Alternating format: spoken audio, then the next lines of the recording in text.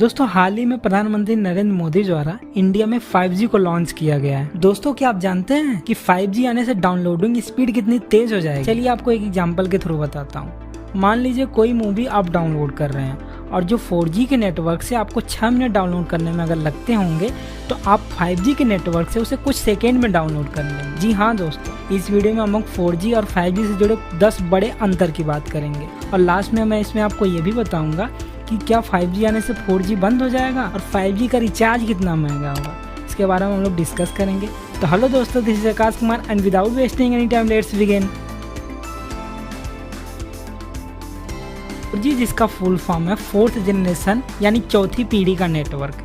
जैसे आपका 1G था वो फर्स्ट जनरेशन का नेटवर्क था, 2G था वो सेकेंड जनरेशन का नेटवर्क था, इसी तरह ये अपग्रेड हो गया 4G यानी फोर्थ जनरेशन का नेटवर्क। ये अभी तक मोबाइल कनेक्टिंग की दुनिया में सबसे तेज नेटवर्क था, लेकिन 5G के आने के बाद 5G इससे आगे चला गया। और 5G क्या है? 5G यानी फिफ्थ जनरेशन का नेटवर्क यानी पांचवी पीढ़ी का नेटवर्क, जो 4G के बाद अब दुनिया का सबसे तेज नेटवर्क।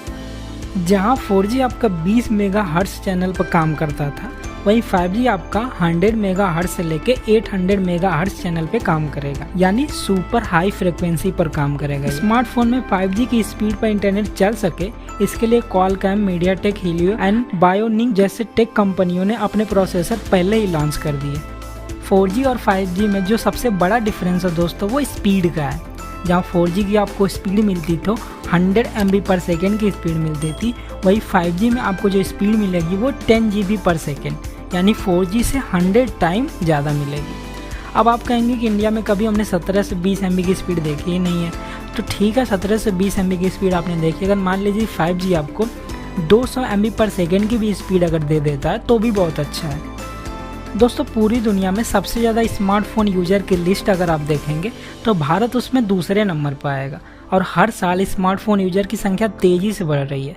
ऐसे में मौजूदा 4G इंफ्रास्ट्रक्चर कमज़ोर पड़ रहा था, जिसका असर मोबाइल सर्विस पर पड़ रहा था और आप अच्छे से इंटरनेट यूज़ नहीं कर पा रहे थे। लेकिन 5G आने के बाद इंफ्रास्ट्रक्चर की कोई भी तकलीफ नहीं होगी। मौजूदा इंफ्रास्ट्रक्चर में भविष्य में करोड़ों लोग का बोझ ये झेल सकता है, ऐसा इसका इंफ्रास्ट्रक्चर होगा। अब लेटेंसी का क्या मतलब होता है? लेटेंसी मतलब आप अगर अपने किसी दोस्त को मैसेज कर रहे हैं तो मैसेज सेंड होने से मैसेज रिसीव होने में कितनी देर लगती है, उसे लेटेंसी बोलते हैं। जब 4G नेटवर्क की जो लेटेंसी थी वो 60 मिलीसेकंड से 98 मिलीसेकंड थी, लेकिन जो 5G की लेटेंसी हो जाएगी वो 5 मिलीसेकंड से भी कम हो जाएंगी। अगर आप कोई वीडियो चलाते हैं तो शुरू होने से पहले सभी फ्रेम्स जो होते हैं उनको लाइन में करके उसके बाद वीडियो चलती है, इसी को बफरिंग बोला जाता है। जब 4G नेटवर्क में आप कोई भी ऑनलाइन वीडियो चलाते हैं तो बफरिंग होने लगती है, ये नेटवर्क की कमजोरी को दर्शाता है। लेकिन 5G आने के बाद बफरिंग नाम का वर्ड इतिहास बन जाएगा, बफरिंग होंगी ही नहीं।